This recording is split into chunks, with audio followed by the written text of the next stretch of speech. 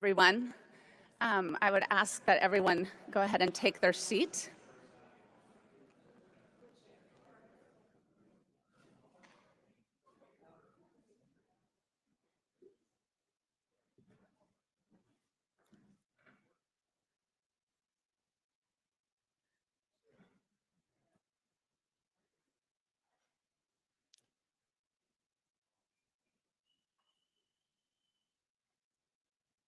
Excellent.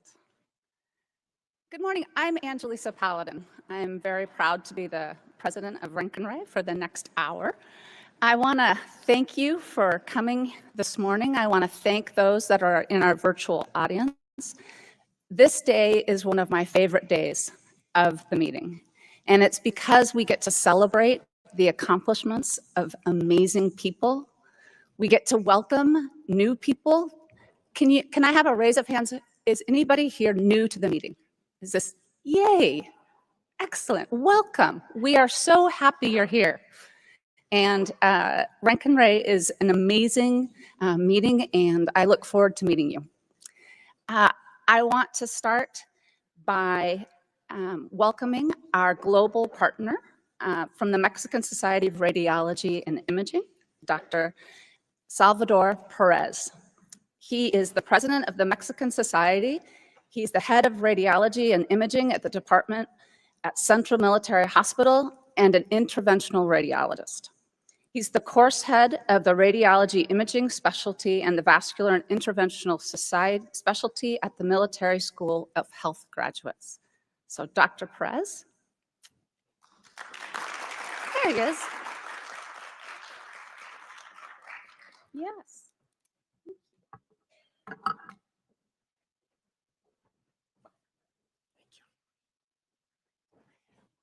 Are we having pictures? Yep. Will you improvise? Yes. Thank you. Yeah, I know. Yeah. Okay, great.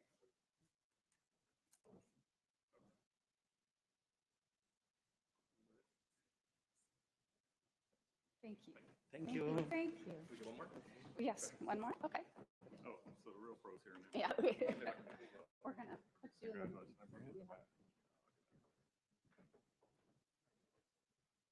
Thank you. Thank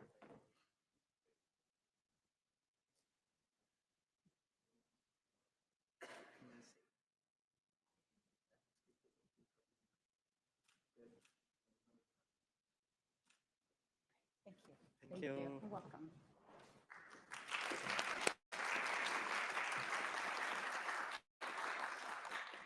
Next, it's my distinct honor to present the Distinguished Educator Award to Dr. Tanya Mosley. She's the Vice Chair of Faculty Development in the Division of Breast Imaging and the Fellowship Director at the University of Mississippi Medical Center. She's been a member since 2001. She's the director of our Rankin Ray longitudinal course. She's been an annual faculty member since 2009. She's done categorical courses, instructional and review courses, and scientific session monitor. On a personal note, I am so excited to personally give this. She's one of my favorite educators. She is one that when she is in a room, it has the it factor. When you meet her, you're like, wow, I just want to get to know you. And so it's just exciting that I get to present this to you. So please come up.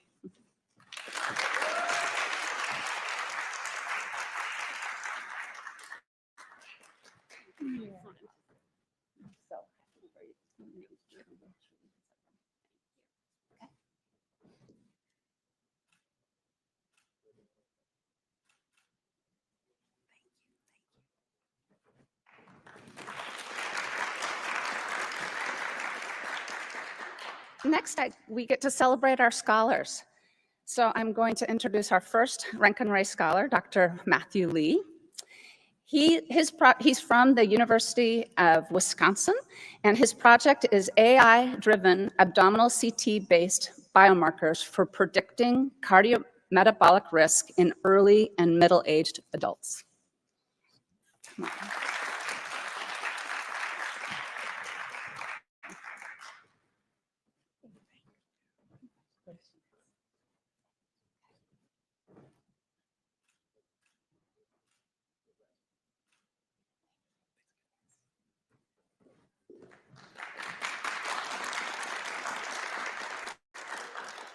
Oh, much better with glasses. I'm like, oh, it's a little blurry.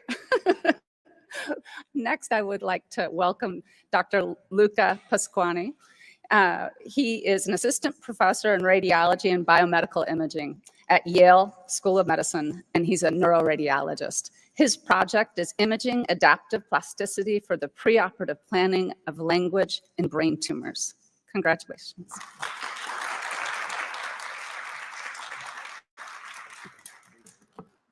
I know. Congratulations. Okay, yes, I know. I'd like to hug the baby.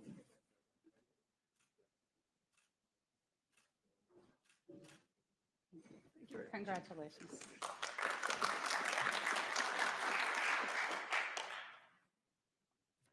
Next, what we've been waiting for, but I would like to invite Dr. Reed Dunnick to present the gold medal to our gold medal recipient, Dr. Ruth Carlos.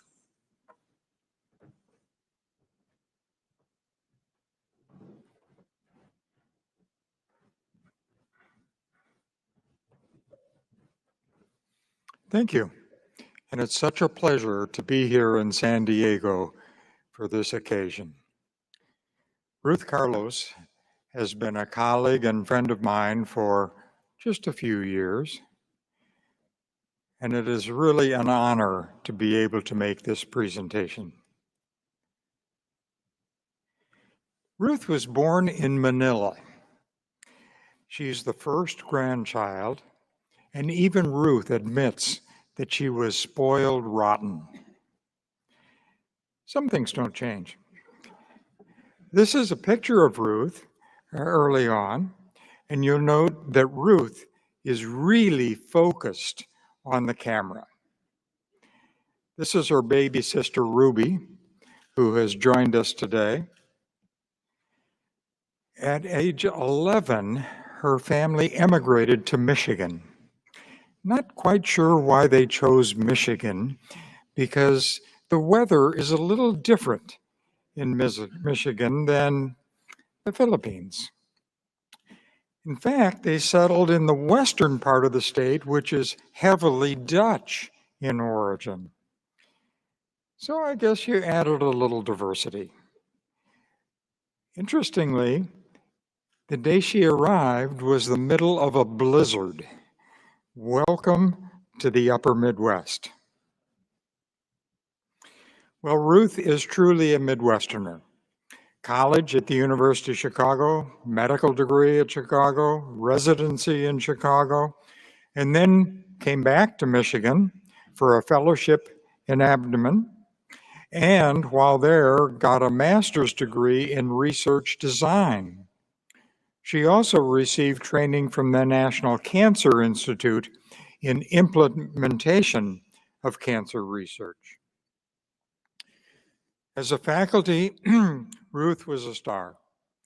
She was promoted promptly through all the academic ranks to professor of radiology with tenure. In thinking about Ruth, I think what sums it up best is advancing the field through research. At Michigan, she served as the director of the Faculty Research Development Program, the Evidence-Based Radiology Group, and was assistant chair for clinical research. Ruth also walked the talk. She didn't just tell people to do it or even show them how to do it. She did it herself. She had a tremendous amount of external funding. On federal grants, she was either site PI or the PI on multiple grants. 3 with the ECOG Akron program, a lung cancer screening grant from the NCI, and 4 other NCI grants. From the societies and industry, she received external funding from the RSNA and the Society of Thoracic Radiology. Advanced Magnetics, Nycomed, and General Electric also funded projects that Ruth performed. So far, and more will be coming, I'm sure. She has 234 peer review publications, 22 editorials, which support an H index of 46. And I think every time I look, Ruth, it gets bigger. Well, the bad news is that this last fall, Ruth left Michigan to go to Columbia. I would say the timing wasn't exactly perfect, Ruth. Nevertheless, she is indeed the Associate Radiology Chair for Research and Faculty Development and Director of Research and Outcomes and Care Delivery. On a national level, Ruth is a superstar. In fact, I might even argue that she's not a star, she's an entire galaxy.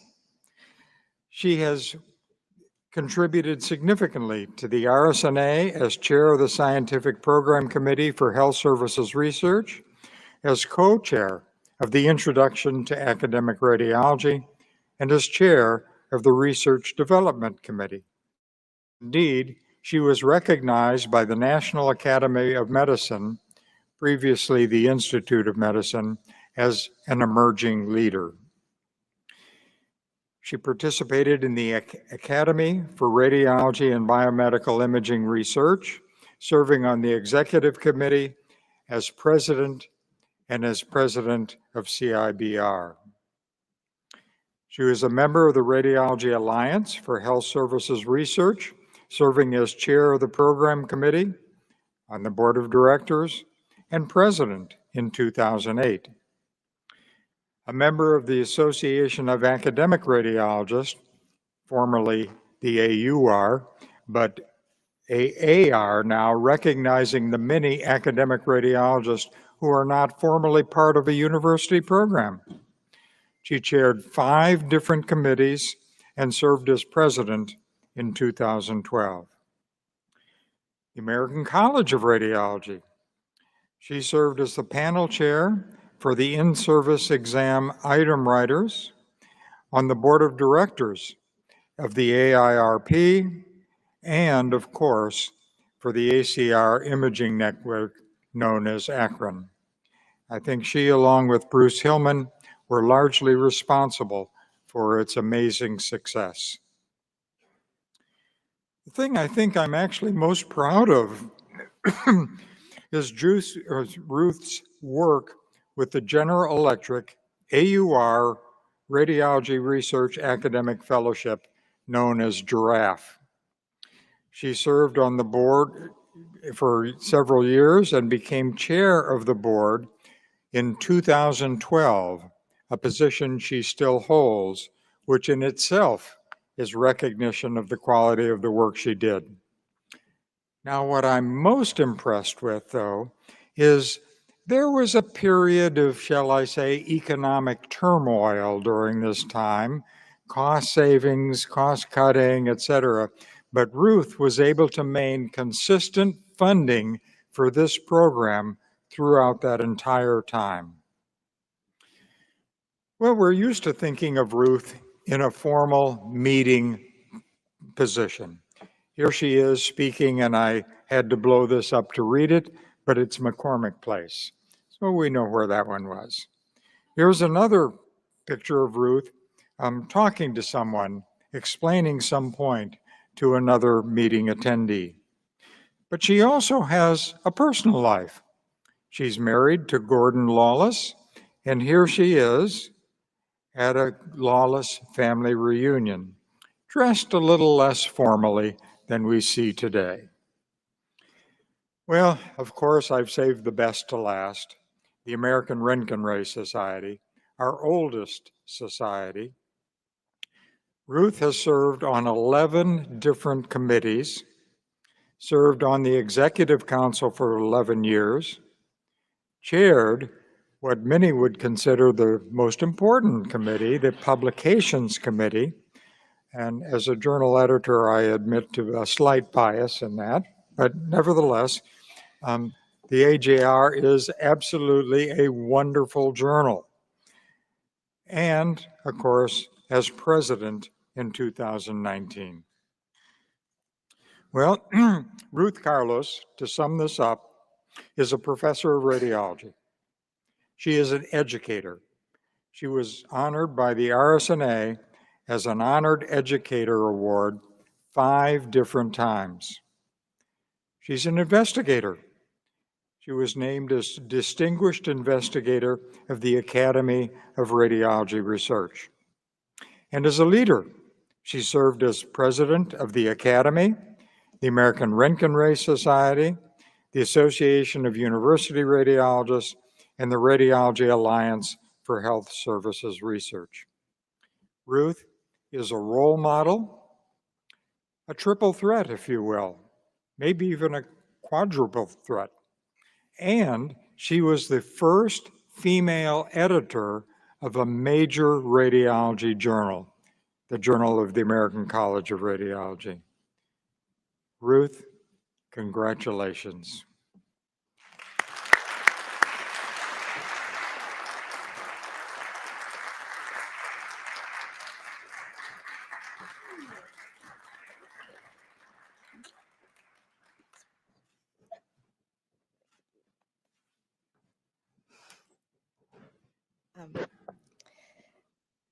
No one gets here alone or without failing. I want to thank everyone who's been with me every step of the way, my sister Ruby, my husband Gordon, everyone who I've had the privilege of working with and working for. This is for us. Diamonds may be a girl's best friend, and I'm looking at you, Dr. Melissa Rosado de Christensen, but this girl prefers gold. Madam President, thank you for the honor, and thank you for allowing me to serve the organization.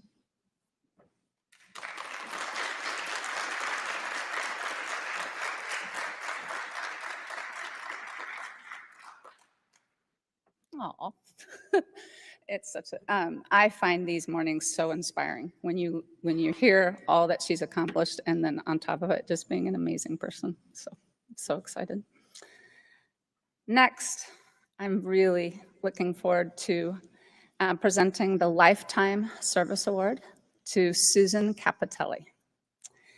It is very difficult for all of us to encapsulate what Susan means to this organization and what she has done for this organization. I'm going to just spend a few minutes highlighting. She served as the Roentgen-Ray Executive Director for 25 years, from 1999 until just recently last year. For many of you who have been attending Roentgen-Ray for many years, you've seen a huge growth in our programming and our services. Under her leadership, membership grew 155%. Our net assets grew from 5 to 30 million. Personally, many of us got to thank at a dinner last night, Susan, for all that she's done for us. And she has been an amazing mentor. She led with grace, and it is, you will never be forgotten, ever. So Susan, please come up and let me present the Lifetime Service.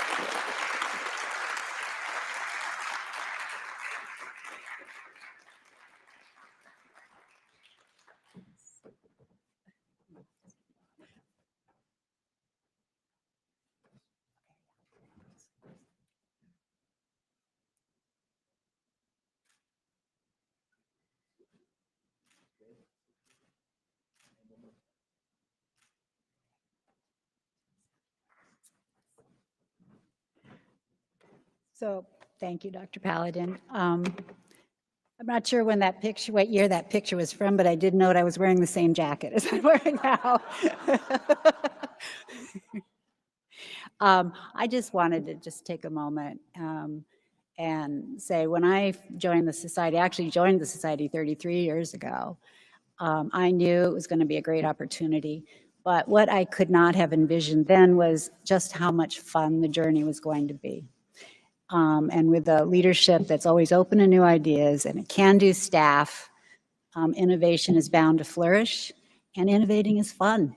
And I believe that the society's commitment to continually learning, continually improving is why it has grown and produced far beyond its size.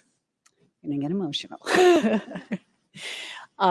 So to the leadership, past and current, thank you for the trust you've placed in me. And to the amazing staff, thank you for the loyalty, the integrity, and the just plain hard work you demonstrate every day. Thank you.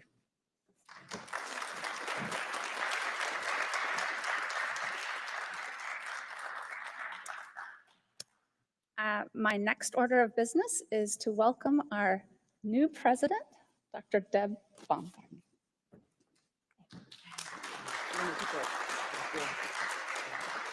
You don't get to sit, you don't, We're oh, gonna- you do not get to sit down yet, Angelisa.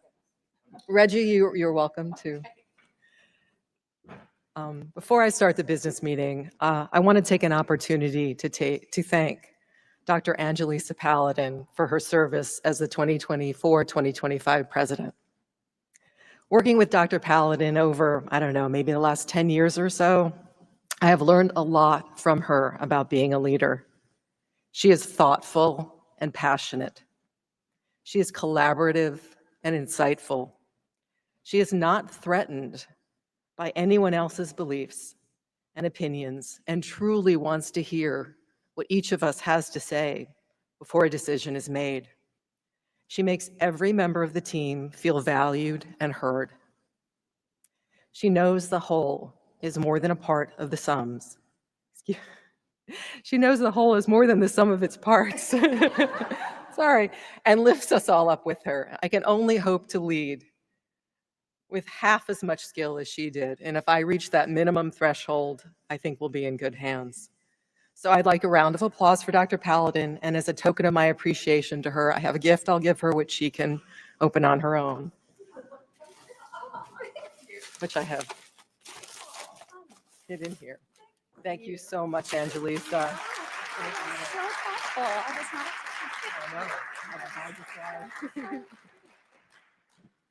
All right, now I'd like to open the 2025 member business meeting and welcome you all to the 125th year of the American Rankin-Ray Society. As Dr. Dunnick said, we are the oldest radiological society in North America. I want to thank you, our members, and our volunteers for all you do in supporting our mission to improve health through a community committed to advancing knowledge and skills in radiology. In 2024, with your support, the American Rankin-Ray provided over 138,000 CME hours to our members and non-members. We published over 400 new articles in AJR, adding to a collection that has been viewed over 14 million times last year. We have delivered hundreds of hours of live and on-demand lectures, engaged a worldwide radiology community with educational videos on the ARRS and AJR YouTube channels, and we amassed over 214,000 views. On behalf of the American Rankin-Ray Executive Council, thank you so much for your support. Our financial state, as Dr. Paladin alluded to, is very good. We remain a strong financial position with more than $36 million in net assets, a fund balance at close to $32 million, and more than $17 million in the Rankin Fund. These funds allow us to invest in projects for you, our members. In March, we launched our new journal, the Rankin-Ray Review, or R3.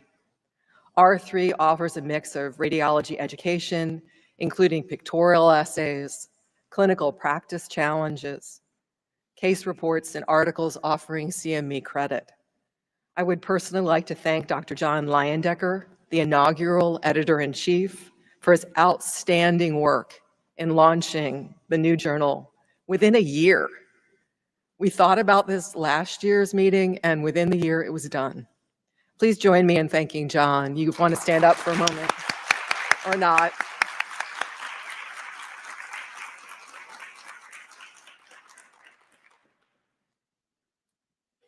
Later this year, we will be launching the Key Case Challenge catalog. This new member benefit will deliver one case each week, and the cases will be covering each subspecialty and provide continuing medical education. You'll also notice some changes to our annual meeting. Tonight, we are hosting a welcome reception for everyone. So everyone who has come to this meeting is welcome at our welcome reception. The open bar will be available until 7, and food will be available until 7:30. Please come raise a glass with us in the Connection Quad as we celebrate our 125th year. You'll also notice, unfortunately, we are unable to serve lunches this year. Everyone knows that food costs have risen significantly over the past few years. And the cost of lunch at this particular hotel, a venue that we negotiated in 2016 for our 2021 meeting, which of course was not held due to COVID, and we re-upped for this year. It's $150 per person, or about $600 per person who is here for the lunches that we normally would provide. We did not want to raise the registration fee to account for this increased cost. Fortunately, 3 of our sponsors have stepped up, and we do offer lunch on Sunday through Tuesday through lunch symposia that you see listed here. These will be wonderful opportunities for lunch and learn, and about 200 of you each day will be able to join in on this learning opportunity, and I hope you will take advantage of that. Finally, we have launched an anniversary campaign for our 125th anniversary for the Rankin Fund. We have a special 125th anniversary gift for all different levels of giving, whether you can give $25, $125, $1,250, or more. We have a special gift for you.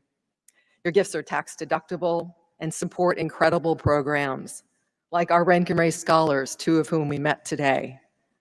Our Resident and Fellow Awards, which allow some residents to come here with a stipend to help support that.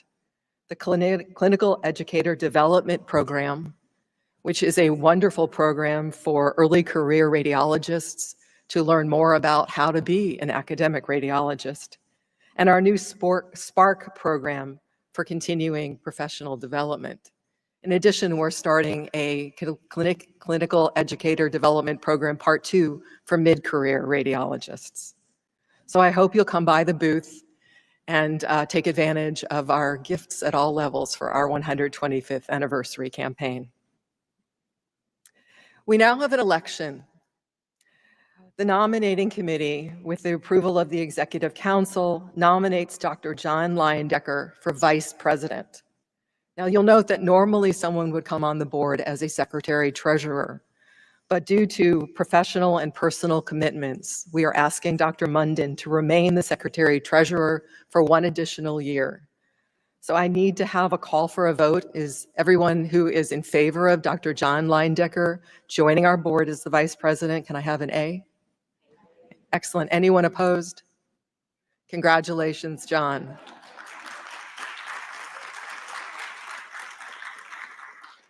We also do have one bylaws amendment. We need a vote on a proposed amendment to our society bylaws. These have been circulated to the membership in accordance with Article 14. The proposed changes are in conjunction with the launch of our new journal, R3, which our original bylaws didn't foresee. We have an additional editor-in-chief, and we ask for a vote of the membership to adopt the proposed amendment as presented. And again, all in favor? Is anyone opposed? Excellent. Our amendment has passed. Before I ask for a motion to adjourn the business part of this meeting, I would like to mention an additional opportunity. Starting tomorrow and through Wednesday, members of the executive committee of the Rankin Ray will be in the booth in the Connection Quad between 9:30 and 10:30 during the hours of the beverage break. So please come by and say hello, offer suggestions about the meeting, or ask about volunteer opportunities. We really want to hear from the membership what you want in our meeting and in our society. So here will be an opportunity to speak one-on-one with members of the Executive Council. So I need a motion to adjourn just the business part of this meeting. And a second. All in favor? Okay, so the business part of the meeting is adjourned. And now I will move on to my presidential address, which I promise is short. So I'm going to be speaking this morning about serendipity and the open mind. It's an honor and a privilege to be able to talk about something that's fascinated me since I was a child. And I hope by the end of this 15 or so minutes, you get a glimpse of why this topic fascinates me so. I don't have any relevant financial disclosures, and I want to assure everyone that images that are in this talk are either in the public domain or I license them personally. So there's not a talk about serendipity that could go by without mentioning this gentleman, which of course is the namesake of our society, Wilhelm Röntgen, or as my husband keeps telling me, it's Röntgen, and we all pronounce it the wrong way. In any case, I'm sure we all also recognize the world's first radiograph. This was taken on November 8th, 1895, and it's an image of his wife Anna Bertha's hand. This was only a couple of weeks after Röntgen discovered what he termed X-rays, X for something unknown. He was studying cathode rays in his lab in a dark room, and he noted a glow several feet away from where he was standing. And although he was not the first one to note that cathode rays could permeate thin metal sheets or could light up a fluorescent screen near them, he was the first to put those pieces together. And for that, he won the first Nobel Prize in Physics in 1901. I found this quotation attributed to Albert von Szent-Györgyi, a Hungarian biochemist who, among other things, won a Nobel Prize in 1937 for isolation of vitamin C, quite apt in this situation. Discovery consists of seeing what everyone else has seen and thinking what no one else has thought. Many have called the discovery of X-rays serendipity, defined by the Oxford Dictionary as the occurrence and development of events by chance in a happy or beneficial way, and by Merriam-Webster as the faculty or phenomenon of finding valuable or agreeable things not sought for. The term was first used in 1754 by Horace Walpole, the 4th Earl of Orford, who remembered a very silly fairy tale about 3 princes, and they were from the country of Serendippo. And these princes, due to a series of accidents and keen mental judgment, were able to discern the nature of a lost camel, of all things. But there's another factor that lets serendipity thrive: keeping an open mind. There are many other points in the history of science and radiology where serendipity and open-mindedness played a role, and we'll look at a few of those stories. I'm sure many of you do not know who this is. This is Dr. John McIntyre. He is of Glasgow, Scotland, and although not a radiologist, was actually the first person in the world to set up an X-ray department. And this was in March of 1986, after lecturing on, quote, the new light, X-rays, a mere month after their discovery. Where's the serendipity in his story? It's the chance intersection of electricity and medicine. Dr. McIntyre was an apprentice electrician before studying medicine and was fascinated by the potential uses of electricity in medicine. He was named the consulting medical physician at the Glasgow Royal Infirmary in 1895. And although mainly interested in diseases of the ears, nose, and throat, he was the first spinal stone in vivo. He was also the first to show movement of a frog's leg using cine radiography, and later a beating heart and then a bismuth meal in the stomach. But even before the word serendipity made it into the English vernacular, the notion of serendipity existed. This quotation, the greatest part of the invention being but a lucky bit of chance, is attributed to Robert Hooke in 1679. Robert Hooke was an English polymath, a man of many, many talents, who, among other things, is credited for describing cells under a microscope and in fact, designing his own compound microscope and coining the term cell. He also described the force applied to a spring and its deformation, and that's known as Hooke's law of elasticity. This next story nicely illustrates Robert Hooke's thoughts about invention and chance. This is Dr. Earl Osborne, who was a dermatology resident at the Mayo Clinic. And something about his expression struck me, and I remembered seeing another picture of him more recently on the internet. He's aged rather nicely, don't you think? And he was switched to contact lenses. I swear these men look exactly alike, but this is actually Jeremy Allen White of the Hulu show, The Bear, which if you haven't seen it is wonderful, but I digress. Dr. Osborne, along with Leonard Roundtree, who is a physician and pharmacologist, are credited with the discovery that the intravenous administration of sodium iodine salts for the treatment of syphilis faintly opacified the urinary tract. Dr. Osborne is said to have serendipitously noted the opacification of the bladder on one of his patients who had an abdominal röntgenogram during treatment.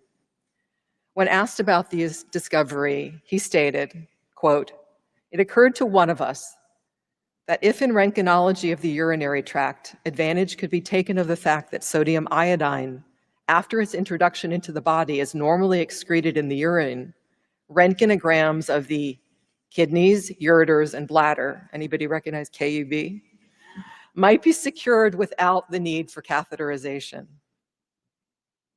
Initial investigations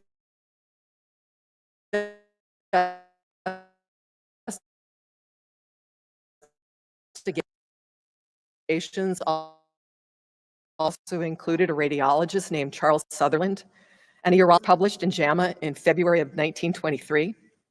And this is an image from that paper, taken 2 hours after the administration of 200 cc's of a 20% solution of sodium iodine. And this is another röntgenogram taken after about an hour after the administration of 100 cc's of a 10% solution. You can see that the bladder is opacified and there's faint opacification of the kidneys, of the spleen, and of the liver. This is a later picture of Dr. Osborne, but ironically, neither he nor Dr. Roundtree pursued this any further. But Dr. Osborne did go on to help found the American Board of Dermatology. Dr. Donald Cameron is seemingly forgotten in all of this hullabaloo about Drs. Roundtree and Osborne. He's another person whose picture I couldn't find, but he published a preliminary report in JAMA in 1918, so 5 years before the other paper came out. He did this in case, of course, that he didn't return from World War I. He talked about the oral and intravenous administration of sodium iodine that could produce a urinary cystogram, opaque to X-rays. He published one more article a few months later, but then never pursued this line of research any further. But he did found a hospital in the Midwest called the Cameron Memorial Community Hospital that actually still exists today. Like the discovery that sodium iodine opacifies the urinary tract, the origins of oral cholecystography also are serendipitous. As the story goes, Dr. Warren Cole was working in a lab experimenting with compounds that were known to be excreted by the liver into bile. 4.5 months went by before he even never saw a gallbladder image. They thought that they should be able to see one, but they never saw one. Until one day, this image was obtained in one of the lab dogs. Now, where is the serendipity in this particular story? The dog's caretaker forgot to feed that particular dog that morning, but don't worry, he got his evening meal. It was only a few months later that the experiment was successfully duplicated in human subjects. And these are images 4, 8, 24, and 32 hours after an administration of the compound. Our next story, we're jumping ahead pretty far in time, as you'll note by the color photograph. This is Professor Thorsten Ullman. He is from Malmö, which is not far from Copenhagen. He was a young radiologist in Sweden who was very concerned about the pain of injected iodinated contrast, especially when it was administered arterially. So I'm showing you a map of Denmark and the surrounding countries and seas. Dr. Allman's serendipitous contribution is that he was struck by how little his eyes stung when swimming in the relatively isotonic Baltic Sea, as compared to the more hypertonic North Sea. He then wondered if the pain had anything to do with the tonicity of the contrast material that was administered. He went to Temple University in 1967 as a postdoctorate fellow and was given the choice on working on a steerable catheter that he had helped design or working on this notion of toxicity and tonicity of contrast. And he fortunately chose the latter. He was able to show in a bat model that his theory was correct.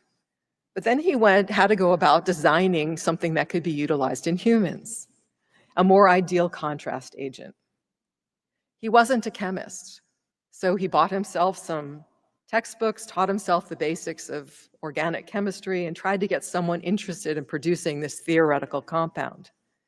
He finally persuaded Nygaard, which later became Nycomed, to produce his low osmolar contrast material, mitrizamide, in 1969. It was released several years later. This was quickly followed by other contributions to low osmolar contrast, Omnipake by GE in 1982, Isoview by Bracco in 1981, and OptiRay by Mallinckrodt in 1989. Now, this gentleman is, I would dare say, at least as recognizable as William Röntgen, Dr. Godfrey Hounsfield, and he has had such a profound effect on our field. It was while an outing in the country that the idea came to him that he could determine what was inside a box if he could take x-rays from all angles around it and somehow compute the different shadows that those x-rays would combine to form. And this is a sketch of his first idea of the CT scanner and the prototype, his first prototype CT scanner. Now, it was one thing to formulate the idea of using x-ray readings, but it was also Dr. Hounsfield's open mind that let him realize not only the potential, but the necessity of using computers to analyze all the data that would be generated by taking all of these x-ray angles. And that was what would be needed to create a CT image. And this quotation by Dr. Louis Pasteur is particularly appropriate in this particular case. In the field of observation, chance favors only the prepared mind. Doctors Cormack and Hounsfield share the 1979 Nobel Prize in Physiology or Medicine for their work in CT. Moving away from radiological discoveries for a moment, I love this quotation. Eureka, I found what I wasn't looking for.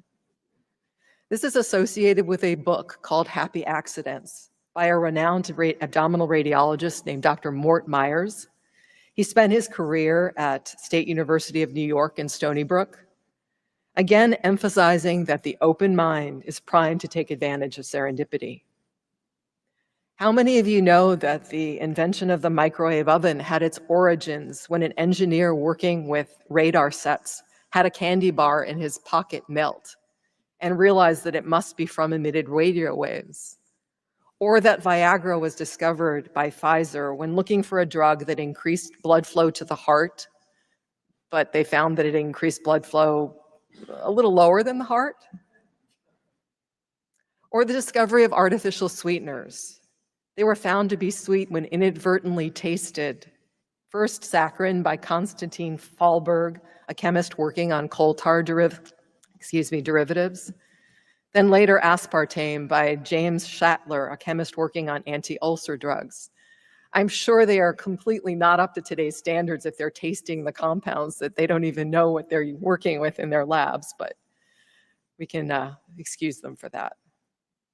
There are so many more examples of serendipity in science.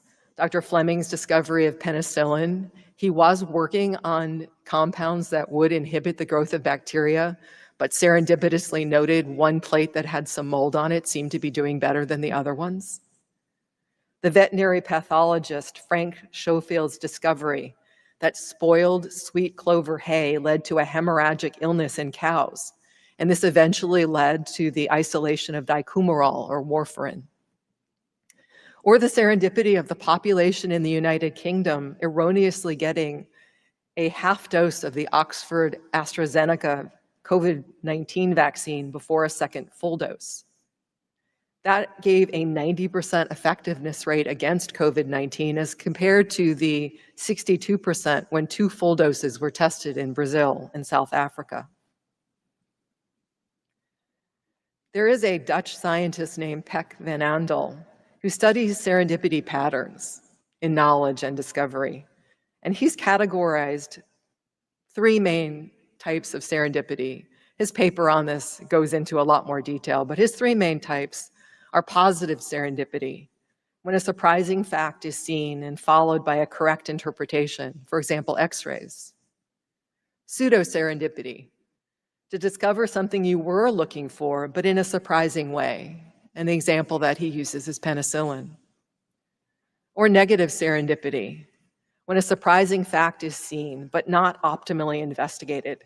And I'd like to think Osborne or Cameron never pursuing the sodium iodine salts would be that kind of negative serendipity, although it was then found positively later.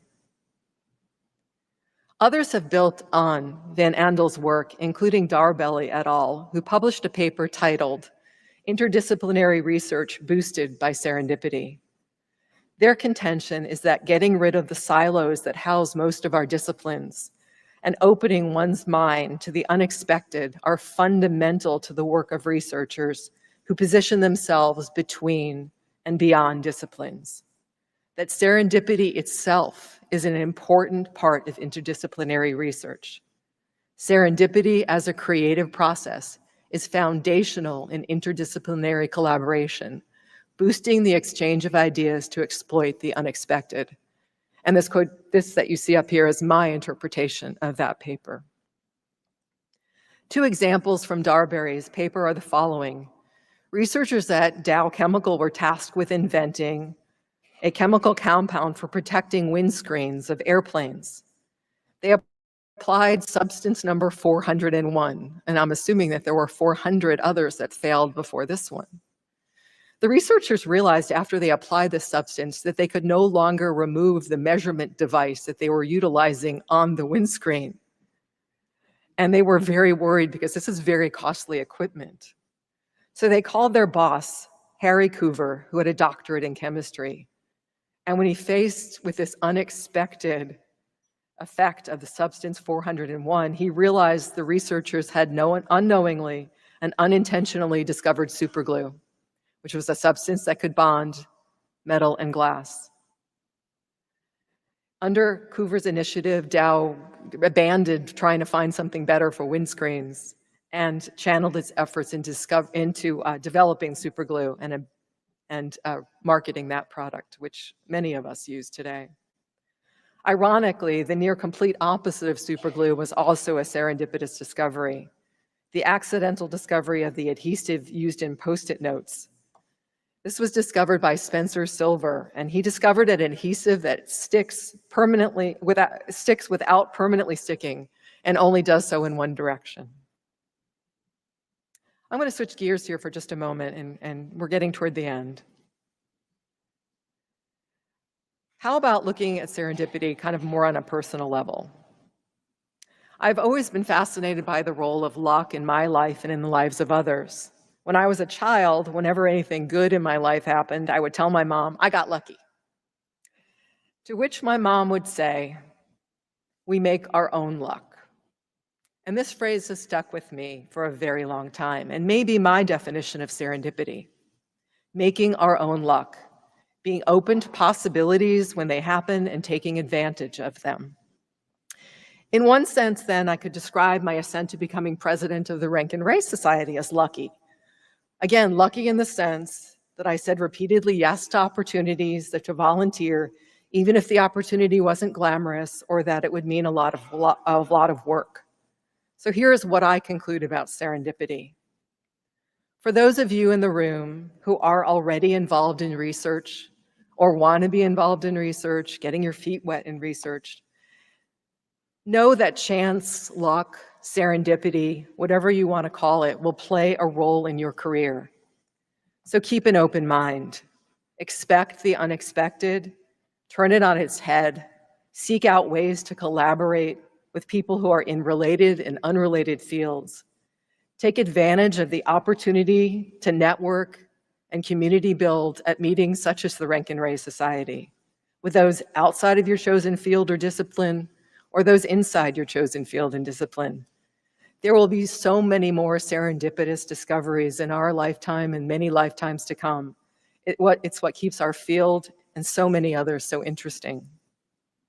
For everyone, you never know what opportunities will lead to something bigger, so keep an open mind about saying yes. I understand everybody's time is limited and valuable, but truly consider an opportunity before saying no. And you never know who will be touched by your words and actions, who will change your life with a chance encounter, or whose lives will be changed by a chance encounter with you. So I wish you all a wonderful meeting, and I hope to see you all next year in Pittsburgh. Thank you so much.